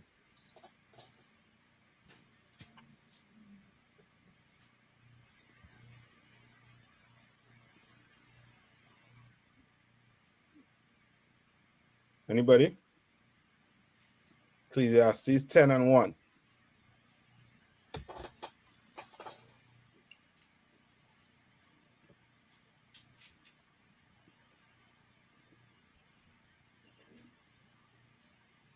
Want to look up that apothecary, and if I'm pronouncing it correct. Salaki, sir. Come on. Okay, so what is saying is what I understand to say is that an apothecary is like a chemist or he mix potions, and it's like if you have a good reputation and you do some wickedness, it's just like you spoiling the potion, you spoiling the product. That's correct. All right. It's going. Yeah, I mean, you might be making something. You know what I mean, that savor, but brother, you crack that bottle and it's smelling like, you know what I mean, like drain water. You know what I mean? Or something disgusting, like a sewage. You understand? And this ointment's supposed to go on your body. You're not putting that on anybody out. You're not smelling like, you know what I mean, like doo-doo. You understand? Right? So, Read on. Come on. Is it so basically? Can you hear me? Yeah, I'm here. Oh no, so I was saying, so is it pretty much saying that like even a small like a small act can ruin your reputation if it's bad. Yeah. It'd be small. You know what I mean? But again, you know what I mean? Everything, you know what I mean, measured. You know what I mean? It could be small, you know what I mean? And it's still going to, you know what I mean? It's going to put a dent in it. You understand? And there's certain things, you know what I mean, you do in here. You know what I mean? You ain't getting that back just so, you know what I mean? You better wait until Christ return. You know what I mean? You got to wait until Christ return. You understand? You ain't coming back in here. You understand? So you better be watchful. You better, you know what I mean? You better stay focused. All right? Come on. Finish. Who reading Ecclesiastes 10:1? Finish it off. Can. So do it a little folly in him that is in reputation for wisdom and honor. You understand? You don't want that. You don't want that. You want to be that brother who has that you know what I mean, doing everything pure and right. That's what you want. Your brother offend you, what should you do? What's the right thing to do? Go to he and they alone. Likewise, sisters. Sister offend you, go to he and they alone. Do the right thing. Right? Read on.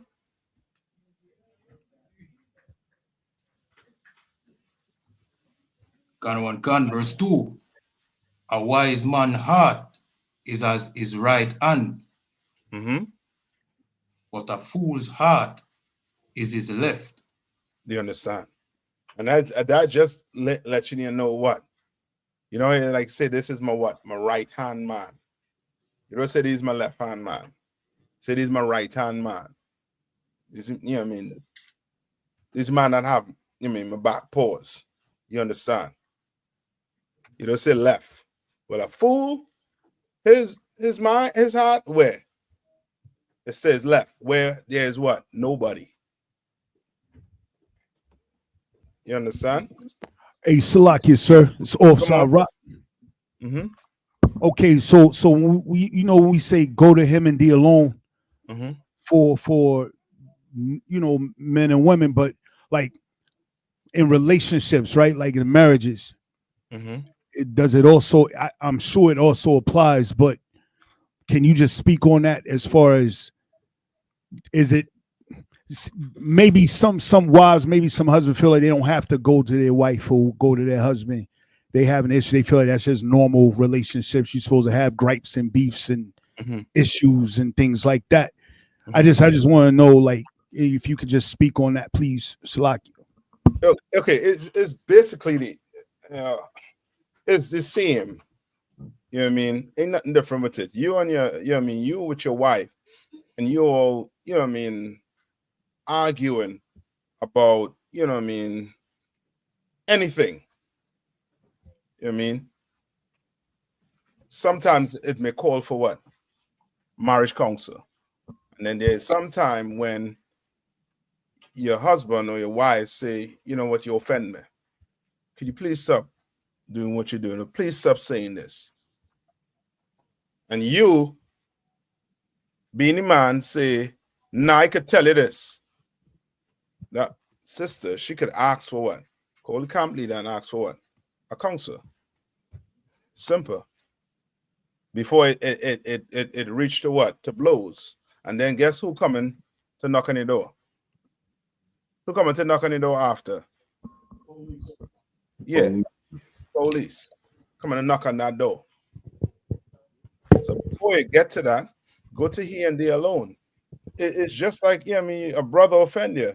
You go to that brother. Your wife offend you. Your husband offend you. You go to he and they alone. Go talk to her. You're a woman. Don't go and tell some other woman what your husband done did that offend you.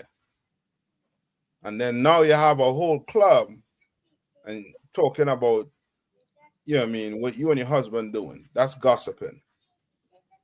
You understand? And that is a sin. We don't tolerate that in here. You understand?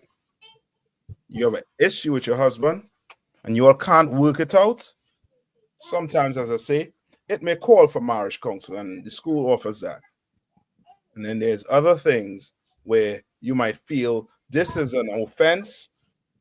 Then just give a camp leader a call. Give me a call. I'll set the counsel up.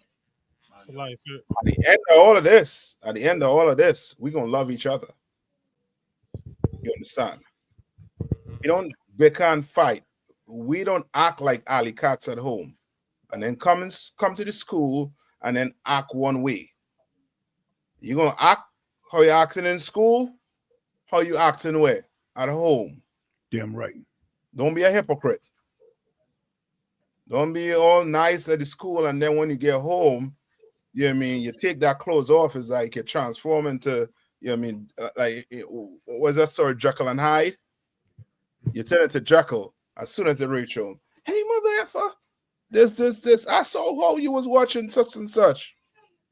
And you all start going at it like two alley cats. No, we're going to stop that. Come on. It's like, if I may, add to what you're saying too, you know, and don't be like, you know what I'm saying, like Sakari, where sisters or brothers is scared to go to counsel or reach out to camp leaders and stuff like that and get counsel because we see how that worked out for them and we're not trying to have that in here. Yeah. You walk in on your husband and you have on, you know what I mean, some Victoria's Secrets, you better come and run and tell. You understand? We don't play that in here. You understand? That's beyond going to he and they alone. God. You understand? That whole pagan kit, that's beyond going to he and they alone. You better run and tell. All right? I hope, you know what I mean, that was, you know what I mean, good day. Yes. Like, come on. With that being said, if there's some gray area there with the sister, right? Like, if the situation is the brother says, babe, I want to try this. And now we know that shit crazy. But if she says, nah, that's crazy. And, you know, why would you want to do that? And then if that brother then says, you know what, you're right. I don't even know why I asked that. I need to check myself. Should she still go and call counsel on the brother, even suggesting something like that? Okay. Yeah, tell what is the suggestion? Oh, getting pegged. Like Sakari. Oh, yeah. Make that call. God. Is that a thing? Don't let no, yeah, I mean, you better not be trying to, you know what I mean, say, let's try this. I mean, it's as I say, your reputation, you know what I mean, your reputation don't just go by, you know what I mean, how you look, you know what I mean, is what you're doing, what you're saying, what coming out your mouth. You understand? That's why we watch how we speak to each other in here. We don't just tell a man below us because he below us, you know what I mean, to go do what? hey, brother, just go sweep the school. Go clean the toilet, brother. Hey, such and such. You know what I mean? Go outside and take the trash outside. No, we don't talk to each other. It's like, hey, brother, could you know what I mean, take the trash out? It's like, hey, brother, could you you know what I mean, help me, you know what I mean, clean the school? We're gonna be polite to each other. That's right. We're gonna be kind to each other. That's right. Son. Come on. So like my lord, if I may, and like what also Yahweh just asked, you know what I'm saying?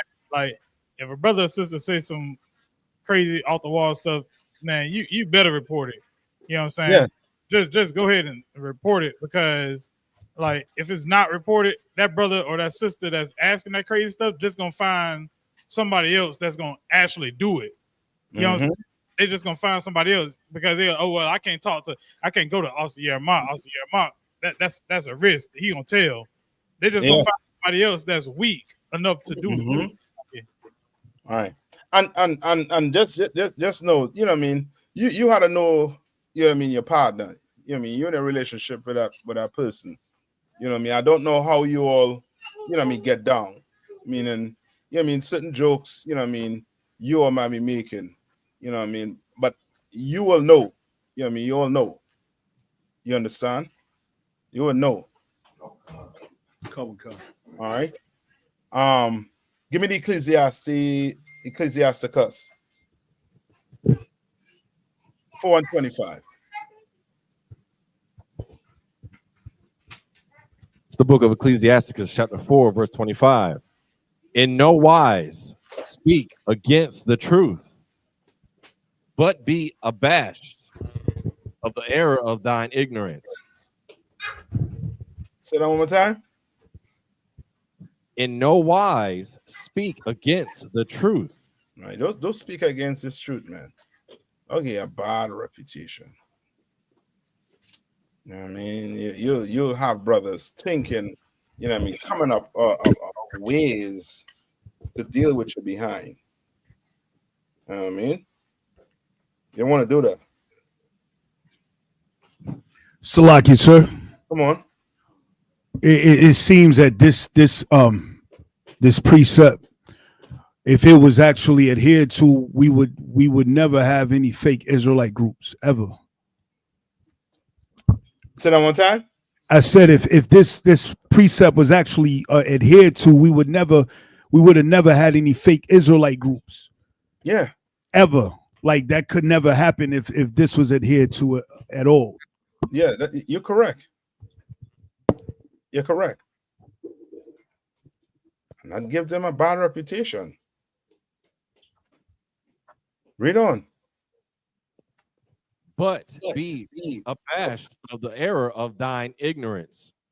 Be what? But be abashed of the error of thine ignorance. What does that mean? Salaki, sir, got the Merriam-Webster's definition of abashed. Mm-hmm. Made to feel uncomfortable, disconcerted, or embarrassed by something that has happened or been done or said. Yes. So what does that mean? Like, sir. Mm-hmm. To have some guilt. Yes. Be ashamed of your error. That's how you're going to fix it. Who did that? Who was ashamed of their error? At the end of everything. Salaki, sir, if I may. Come on. Judas.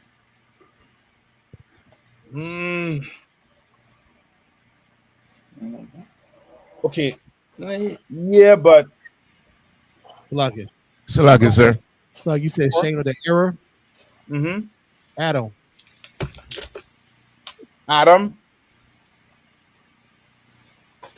Okay. Salaki, sir. Uh-huh. What about Jonah? King David. Yeah, Jonah. I take that. But I'm also looking for Job. Job said what? I abhorred myself. You understand? Like you have to go there. You're gonna have to realize your error. You can't now I mean, leave the school and then speak evil of the school. Did the school tell you to go commit a sin? Did the school force you to commit a sin? No, you went and commit the sin. You went and commit the act. An act the school speak against. You understand? You left this. You left the truth because of some counsel you wasn't fine with, because you thought somebody was unjust. Somebody treated you unjust. No, you should be ashamed of what you did and make it right. You understand? And make it right. Read on. So, like, sir, Come on. If I may, so like, if I may, you know what I'm saying, I was ashamed of who I was. You know what I'm saying? And that's what made me hear this truth. You understand? And put on all black and come to camp and have no excuses not to come to camp or go to class. Yeah. You're gonna have to do it. All right. Read on. Verse 26. Be not ashamed to confess thy sins. Right. It didn't say it to who? To the Pope. All right. For them priests. You understand? You do a brother error. You ain't no shame in what? Confessing to him. Read on. Enforce not the course of the river. Right. Meaning you can't, okay, when you force the course of a river, what are you doing?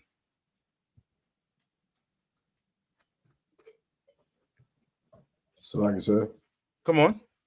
It's like you going along with the downhill spiral. Like, no, it says, enforce not the course of the river. Slug, sir. Come on. Is it saying like don't fester with the sin, like don't let it sit to build up like a basically animosity, sir? So like it, sir. Come on. Just don't force the course of the river. Would it be like, you know, like the whole point of this is to like is it saying like basically like this was supposed to happen? This is the only way for you to change and to get better. Like the course of the river is the correction, the molding, you growing to be better. That's the way the river going. And you trying to go against the grain by, you know, fighting against that. Yes. Is that what you're saying, Nayathaq? Come on, sir. Yes. You don't want to do that. There's one way in. One way. You have to stay in here. You can't force that course to know. You want to change the way things is. You want to go commit this sin and then want us to what? To accept you? No. That ain't gonna happen in here. That is not going to happen in here. You commit adultery or you out. Don't force the course. Don't force the course at all. Don't force it. You do something. Right? You do some evil in here, you better not force it.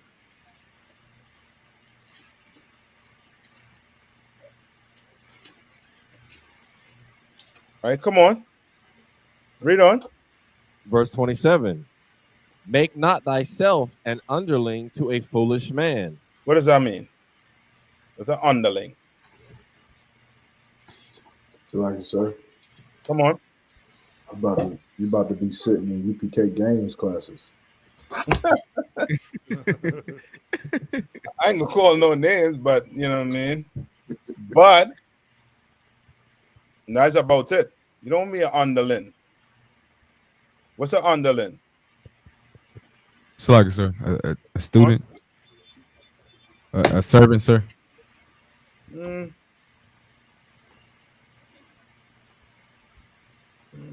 I'll take that. Right? To who? To a what? What type of man? Foolish man. To a foolish man. A man who is what? Not in the truth. You know what I mean? Now you're looking at Alex Jones and you getting precept from Alex Jones. You're a fool. You watching IUIC classes and getting precept. You are a fool. You a dummy. Read on. Neither accept the person of the mighty. What does that mean?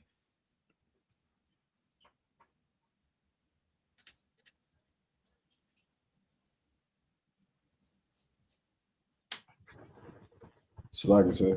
Salaki, sir. Come on. This pretty much saying like you don't want to be under the fool, but you also don't want to follow a person just because he looks strong. Okay. Like who do men follow? Come on. Men? Who do men follow? Yeah. Like in the world? Yeah. Who everyone else is following. The rich. That's it, Yanazar. The rich. You understand? The rich.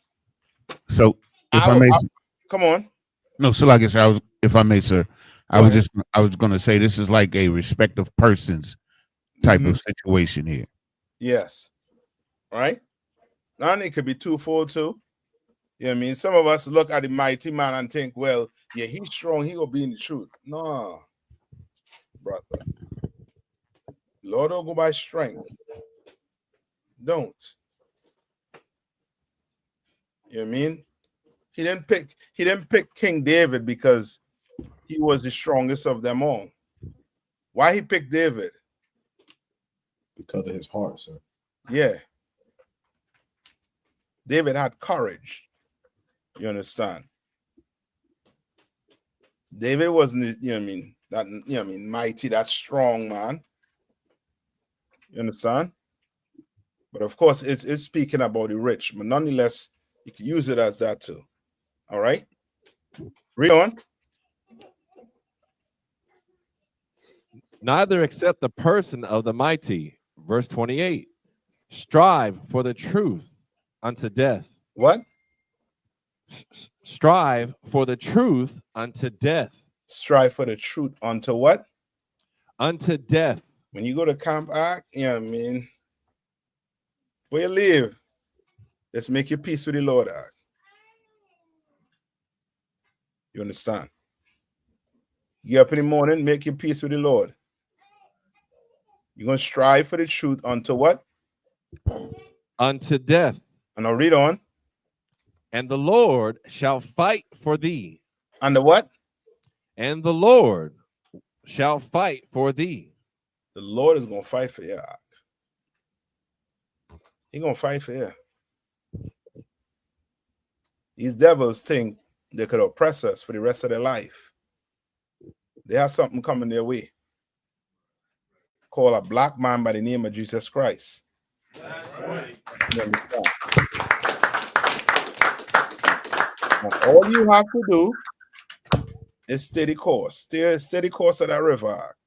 Stay on that path. That's all you have to do. Sister, stay on that path.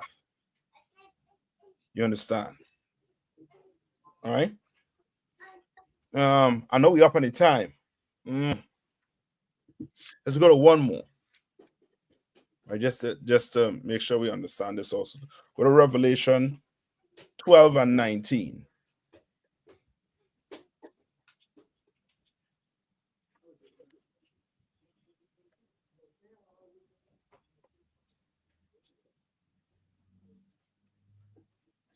All right. So come on. Revelation 12 and 19. So I don't believe there's a 12 and 19, so lock it. Revelation? Unless I'm saying something wrong. Then it could be me. Give me where it said what is? And he had a name that no man knew.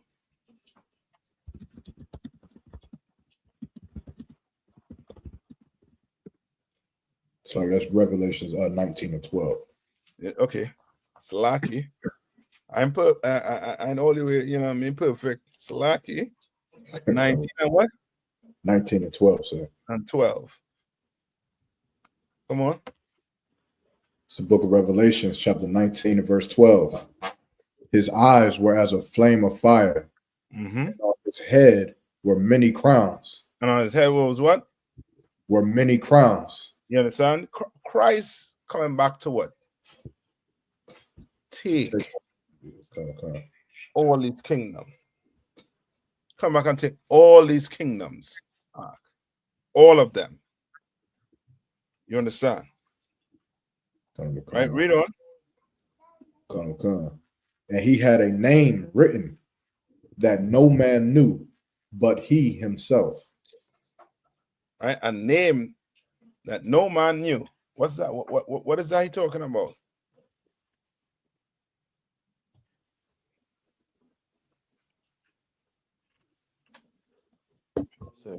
Salaki, sir. Salaki, sir, if I may.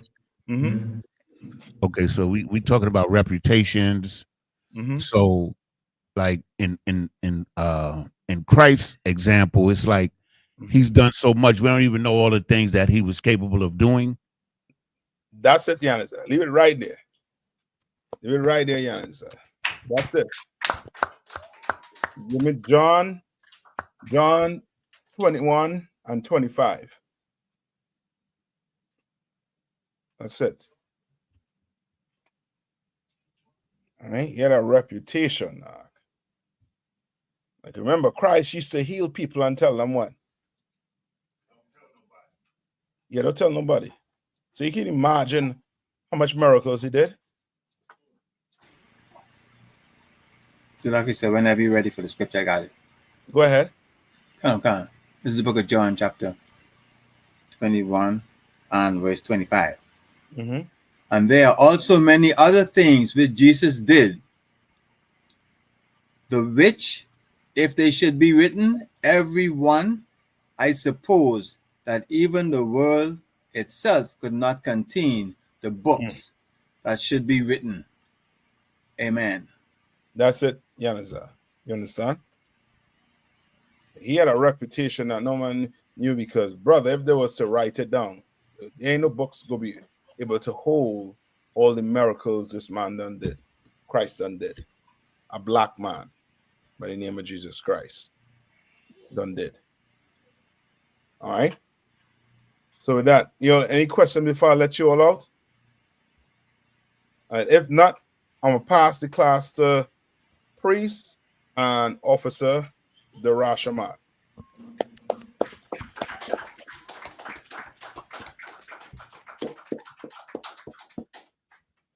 Men of Israel, Amajim.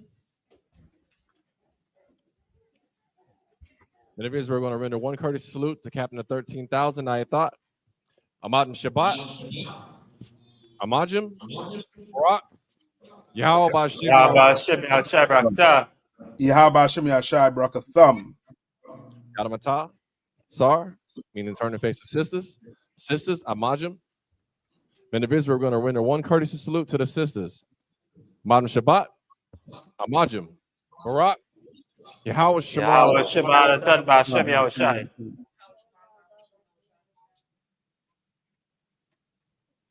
Yadamata means hands down. I.S.U.P.K security announcements. We are at I.S.U.P.K, started out of 1 West 125th Street, Harlem, New York. Rule for new brother and sister. When a new brother or sister comes into the school, they are off limits for 6 months. They are to be saluted only. They are here to shed themselves of the world. If they need transportation, the teacher will arrange it. After 6 months, if a brother or sister has an interest in a particular person, he or she must get permission from the head to speak to a brother or sister. There's another 6 months in which the brother and sister will court each other. After this 6-month period, the brother and sister will get permission from the head to marry. Tithes, which is a commandment. Numbers chapter 18, verse 21. Malachi chapter 3, verses 8 through 10. Means 10th in the Hebrew, ma'ashra. 10% of every penny of any increase the Lord gives you, give to the treasury department or teacher. Priest fund, free will offering for priests, not mandatory. Whatsoever amount you would like. Upcoming holy convocations. We are in the Feast of First Fruits. Started after the Sabbath of unleavened bread. Count 50 days. The closing is June 8th.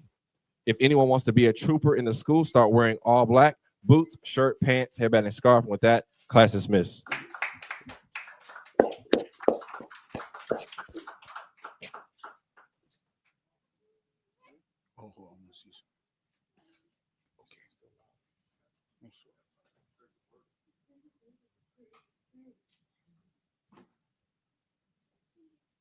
Do it again or do it here? This one or this one?